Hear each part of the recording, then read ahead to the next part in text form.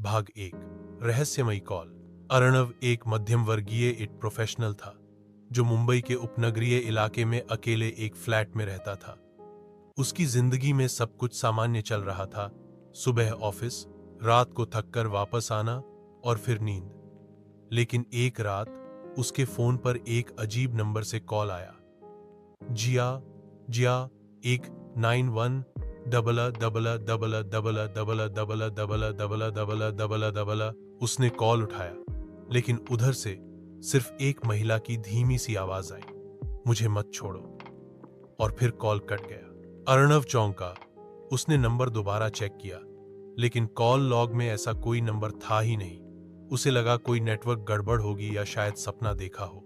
लेकिन अगली रात भी वही कॉल आया, वही आवाज, मुझे मत छोड़ो। और अब आवाज थोड़ी साफ और गहरी लग रही थी, जैसे दर्द में हो। भाग दो।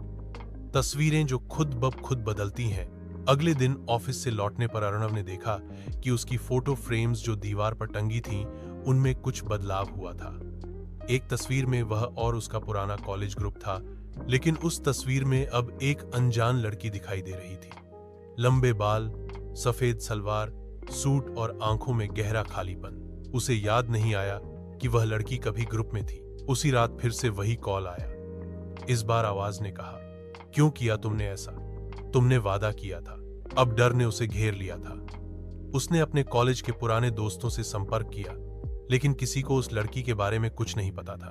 भाग 3। डायरी का रहस्य। जैसे जैसे रातें गुजरती गईं, कॉल्स की फ्रीक्वेंसी बढ़ती गई।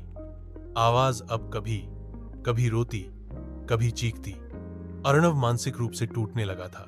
एक दिन सफाई करते हुए उसे अपने पुराने सामान के बीच एक डायरी मिली, जिस पर नाम लिखा था नेहा। उसका दिल धड़कने लगा।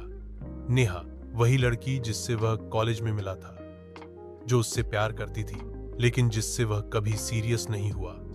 आखिरी साल में वह अचानक कॉलेज से गायब हो गई थी। तब किसी ने कुछ ज्यादा ध्यान नहीं दिया। डायरी के पन्नों में नेहा के दर्द, उसकी उम्मीदें और अर्णव के लिए उसका प्यार लिखा था। आखिरी पन्ने पर सिर्फ एक वाक्य था, अगर तुम मुझे छोड़ दोगे तो मैं कभी तुम्हें नहीं छोड़ूंगी। भाग 4।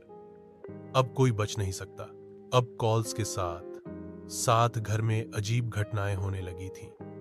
बिजली अपने आप बंद हो जाती, दरवाजे अपने आप खुलते, बंद होते और नेहा की परछाई आईने में दिखने लगती। अर्णव ने एक तांत्रिक से संपर्क किया। तांत्रिक ने घर का निरीक्षण किया और कहा, उसने आत्महत्या की थी और अब वो तुम्हारे साथ बंध गई है। तुम्हें माफी मांगनी होगी, सच्चे दिल से। अर्णव डर के मारे रोने लगा। उसी रात उसने मोमबत्ती जलाई, नेहा की डायरी सामने रखी और कहा, नेहा, मुझे माफ कर दो। मैंने तुम्हें हल्के में लिया, लेकिन मुझे नहीं पता था कि ये तुम्हें कहां ले जाएगा। कुछ पल शांति रही, फिर अचानक हवा का झोंका आया, मोमबत्ती बुझ गई और फिर कभी कोई कॉल नहीं आया। भाग 5। लेकिन अंत नहीं हुआ। कई हफ्तों तक सब कुछ सामान्य था। अर्णव ने सोचा, यह सब अब खत्म हो गया है। लेकिन एक रात जब वह दोस्तों के साथ डिनर कर रहा था, उसके एक दोस्त ने उससे पूछा, अरे, वो तेरे साथ जो लड़की आई थी, लंबी सफेद कपड़ों में, कहां गई? अर्णव का चेहरा पीला पड़ गया। मैं तो अकेला आया था, दोस्त ने मुस्कुराकर कहा।